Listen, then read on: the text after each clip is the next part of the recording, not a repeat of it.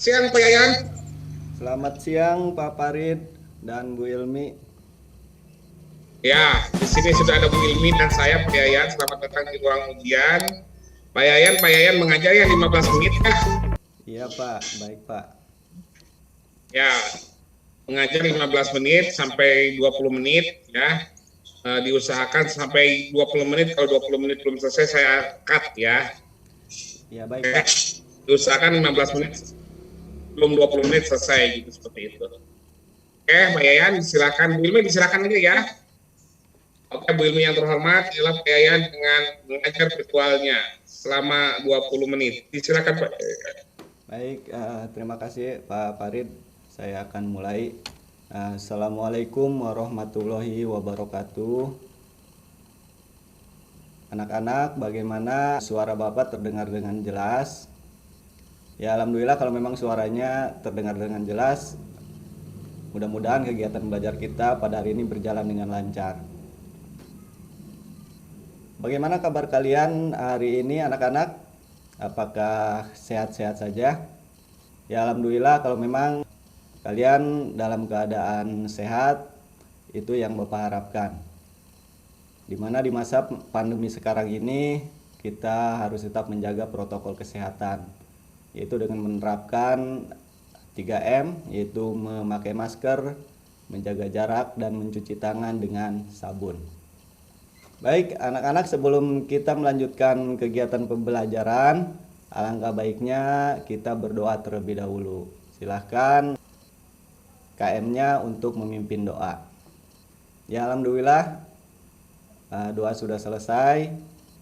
Berikutnya Bapak akan memeriksa daftar hadir terlebih dahulu ya. Link absen sudah Bapak kirimkan melalui WhatsApp group. Silahkan kalian isi. Jangan sampai ada yang ketinggalan ya. Baik, alhamdulillah Bapak lihat semuanya sudah hadir dalam kegiatan pembelajaran kita ini. Berikutnya Bapak ada sebuah tayangan video. Ini semoga bisa menjadi motivasi buat kalian. Baik anak-anak, mari kita simak videonya secara bersama-sama. Mungkin teman-teman pernah merasa jenuh, males untuk pergi ke sekolah.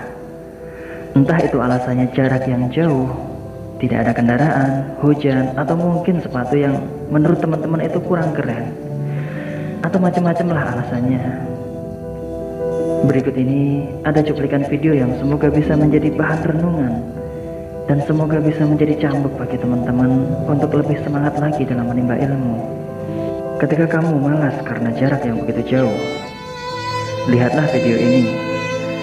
Karena jembatan yang sudah rusak, bahkan hancur, mereka harus menyeberangi sungai menggunakan seutas kawat dan harus menaiki rakit untuk menyeberangi sungai yang begitu deras.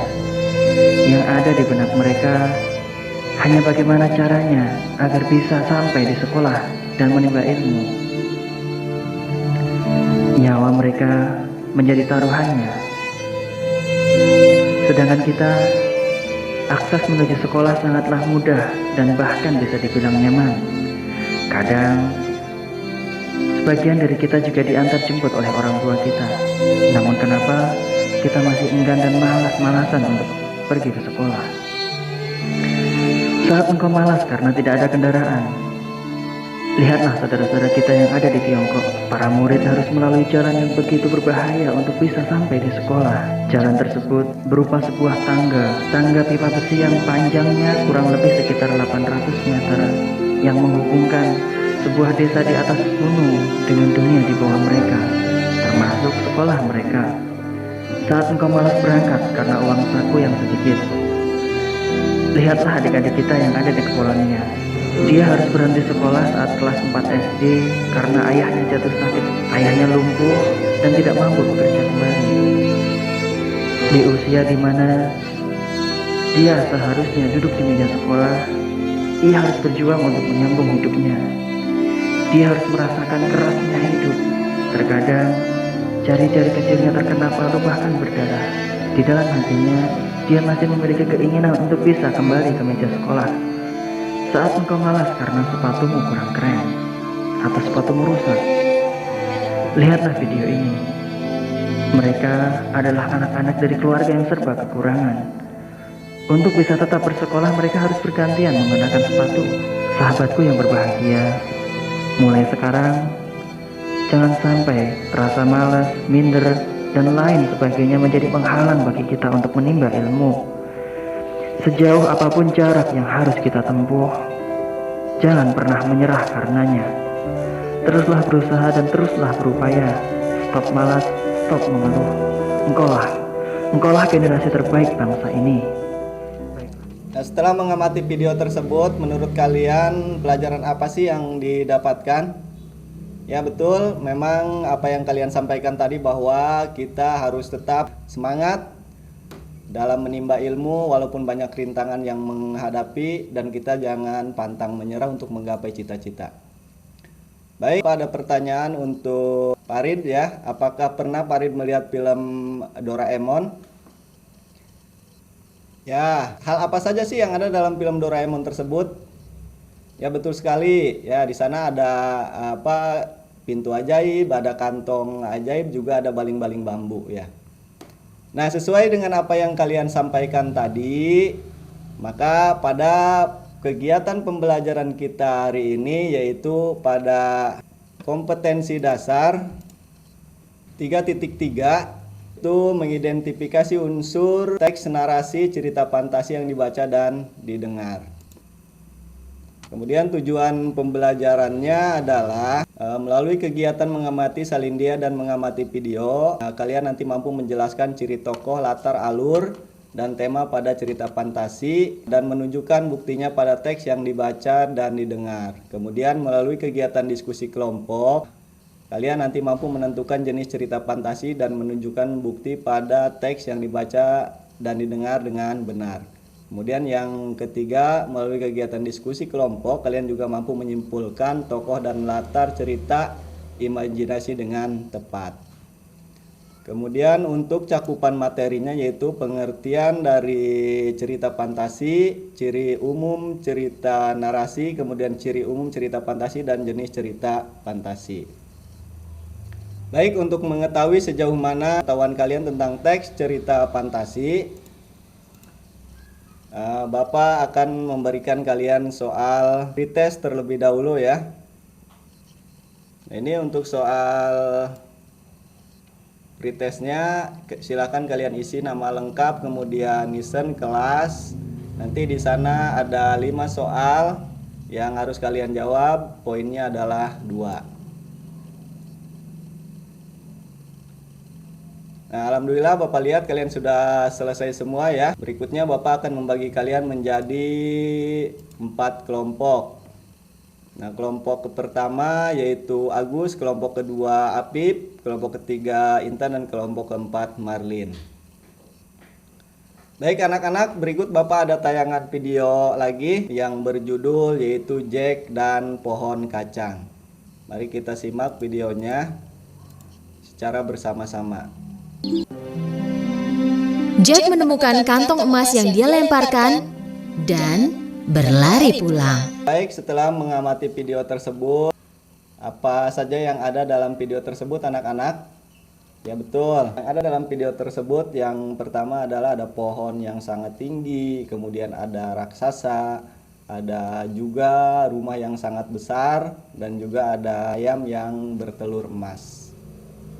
Nah, menurut kalian apa sih hubungan antara video tersebut dengan teks yang akan kita pelajari? Ya betul sekali apa yang disampaikan tadi, bahwa memang kita akan mempelajari teks cerita fantasi, baik itu dari pengertiannya, kemudian jenis-jenisnya maupun ciri-cirinya. Nah, Bapak ada pertanyaan untuk Farid, apa sih yang dimaksud dengan teks cerita fantasi?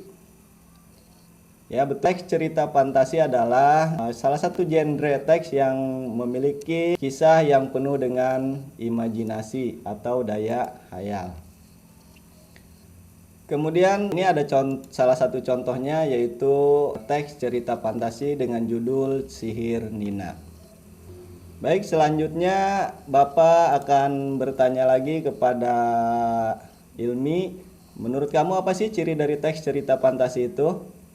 Ya betul, bahwa cerita fantasi itu cirinya mengungkapkan hal-hal supranatural. Kemudian juga cerita fiksi ini bergenre fantasi atau imajinatif. Kemudian tokoh dan latar diciptakan nulis tidak ada di dunia nyata atau modifikasi dunia nyata. Berikutnya, menurut kalian apa sih jenis teks cerita fantasi itu? Ya, betul. Jenis cerita fantasi itu dibagi menjadi dua. Yang pertama, fantasi berdasarkan kesesuaian dalam kehidupan, yaitu dibagi menjadi dua, ada cerita fantasi total dan juga irisan. Kemudian berdasarkan latar ceritanya itu ada dua, latar waktu sejaman dan juga lintas waktu. Baik anak-anak, berikut fokus ke mode grup WhatsApp ya.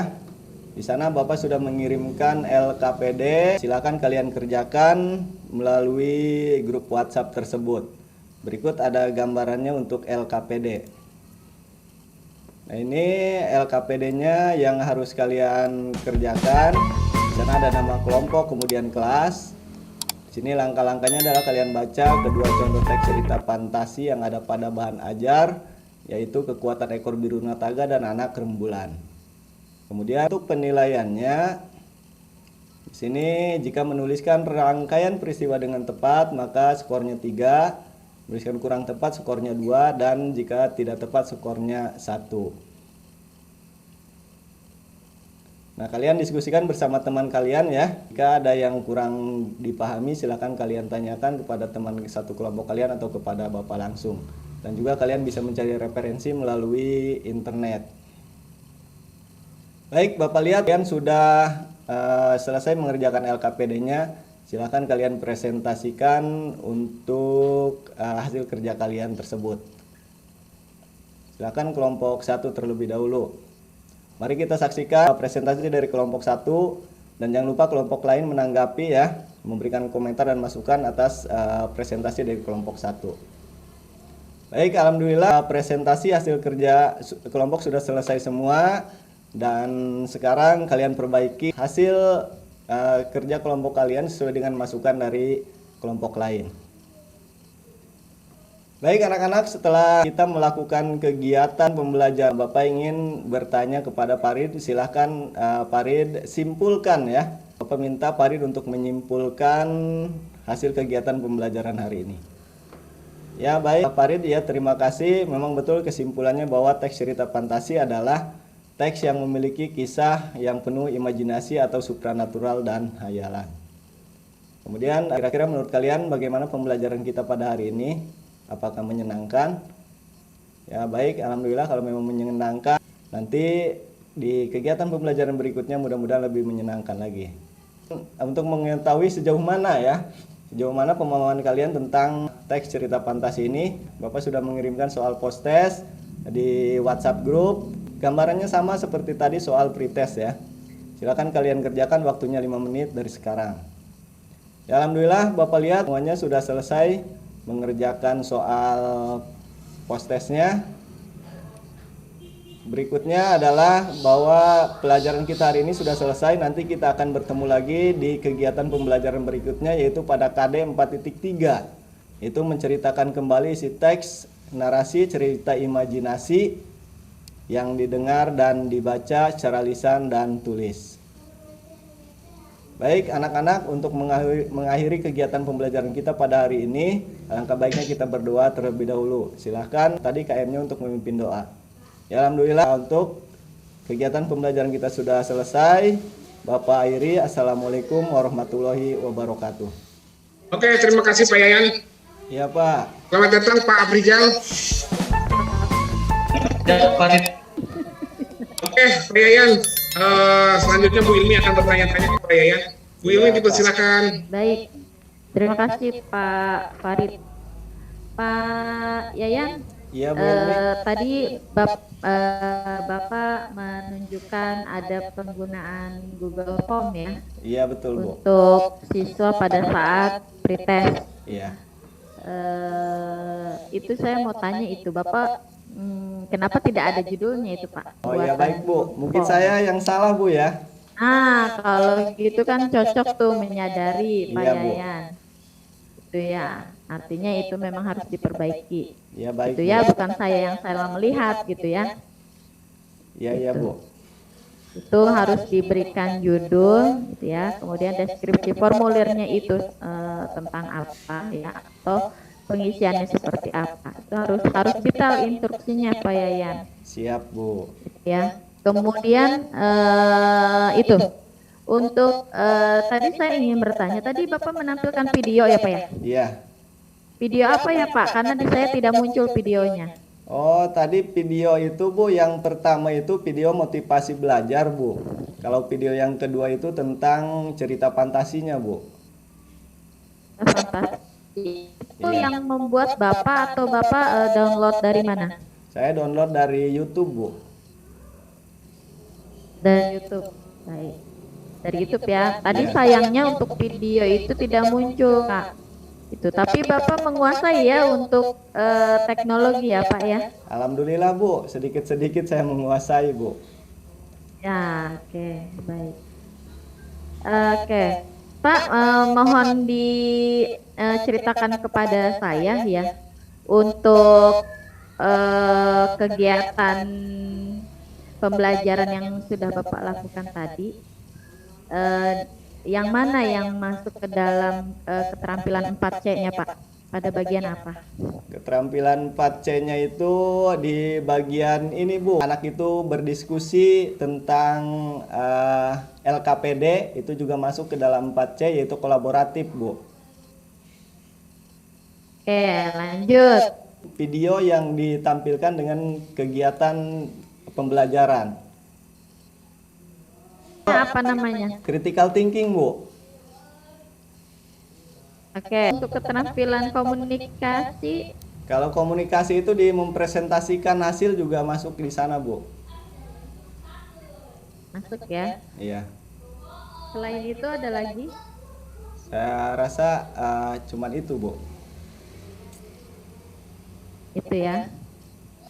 Baik Pak, untuk tipeknya Pak, mohon ditunjukkan ke saya Pak untuk tipeknya. TPACK-nya itu adanya tadi Bu pada penggunaan media seperti PowerPoint, juga untuk penggunaan itu Google Formulir juga sama, kemudian untuk grup WhatsApp itu juga masuk ke tipek Bu. Itu ya. Iya, karena memang yang digunakannya adalah teknologi. Oke. Itu jawaban Bapak. Baik. Iya Bu. Pak Yayan dilanjutkan ke Pak Farid ya. Iya baik Bu, Silakan terima Pak kasih Bu. Farid. Ya. Saya menyambung dari Bu Ilmi. Pak Yan nggak kenal Pak Erwin Salvariansi. Tidak kenal Pak. Kenapa Bu Ilmi nanya Pak Erwin Salvariansi coba? Iya. Tiba-tiba. Iya. Wajahnya agak mirip Pak Yayan. Tadi saya kira rekan-rekan kami yang masuk itu. Karena tulisannya juga Lebak nih. Kalau tidak salah Pak Erwin juga dari Lebak ya Pak Farid. Oh, Ya. Iya. Oke. saya dari Malimping Bu. Oke Pak Yayan, Oh, Malimping. Iya. Pak Erwin juga dibayar Bu Pak. Oh dibayar ya? Oh, masih dekat berarti Pak. Iya. Ya. Kata Bu Ilmi itu adiknya Pak Erwin bukan katanya gitu. Tanya ke saya, bukan katanya, kata saya. Pak Bu Yusi juga bilangnya mirip kan Bu Yusi ya. Tadi Ya. saya- Iya Pak. Ya, apa fungsinya cerita fantasi diajarkan ke murid? Fungsinya Pak agar anak itu tahu Pak kalau memang di dalam cerita itu ada yang bersifat nyata, ada juga yang bersifat fiktif. Salah satunya yaitu cerita fantasi itu Pak. Karena di fantasi ini banyak sekali keajaiban-keajaiban dan juga di sana disesuaikan dengan daya hayal dari penulisnya itu sendiri. Jadi tidak ada dalam kehidupan nyata seperti itu Pak. Oke, pertanyaannya saya lagi, apa perbedaan fantasi dan eksplanasi? Fantasi dengan eksplanasi. Ya. Kalau fantasi tadi memang ada keajaiban salah satunya Pak ya. Kalau di eksplanasi memang tidak ada seperti itu. Peristiwa kan? Iya, sama peristiwa hanya saja. Nah, ada peristiwa juga. Hanya saja Pak, kalau di fantasi itu ada keajaibannya itu Pak. Yang menjadi sorotan utamanya adalah keajaiban atau supranaturalnya Pak. Di poin cerita fantasi. Ya. Q-nya. Apanya Pak? Apa Q atau oh ini cerita fantasi, ini bukan, apa bedanya? Bagaimana membedakannya? Ketika di sana ada ini Pak.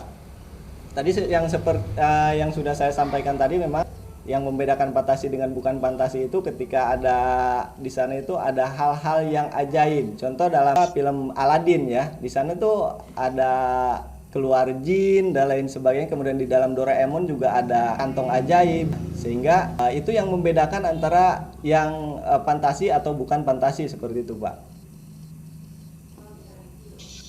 Bagaimana Bapak menilainya? Jadi sana saya penilaiannya itu ada penilaian sikap. Sikapnya itu ketika anak bekerja sama Pak ya dalam kelompok. Kemudian juga untuk pengetahuannya tadi dengan menggunakan post-test ya atau evaluasinya. Kemudian untuk keterampilannya itu bisa saja pada praktik atau juga produk ya Pak.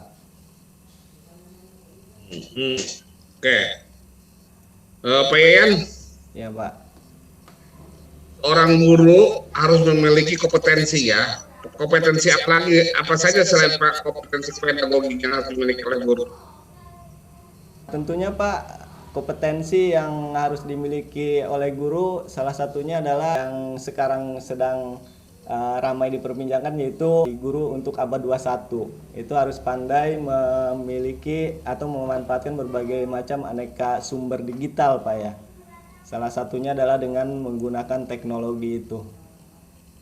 Karena memang sekarang itu dituntut seorang guru itu harus menguasai teknologi Pak. Karena dengan perkembangan zaman. Pak Yayan, Iya Pak. bagaimana Pak Yayan menilai sikap murid ini? Menilai sikap itu Pak, salah satunya tadi ketika anak ini di dalam sebuah kelompok ya Pak, dalam kelompok mereka, apakah anak ini ikut bekerja sama, kemudian kan biasanya dalam kelompok itu ada yang mau bekerja sama, ada juga yang tidak Pak ya. Kadang-kadang ada yang mengerjakan, ada yang membantu temannya, ada juga yang tidak. Maka sikap di sana yang saya nilai Pak.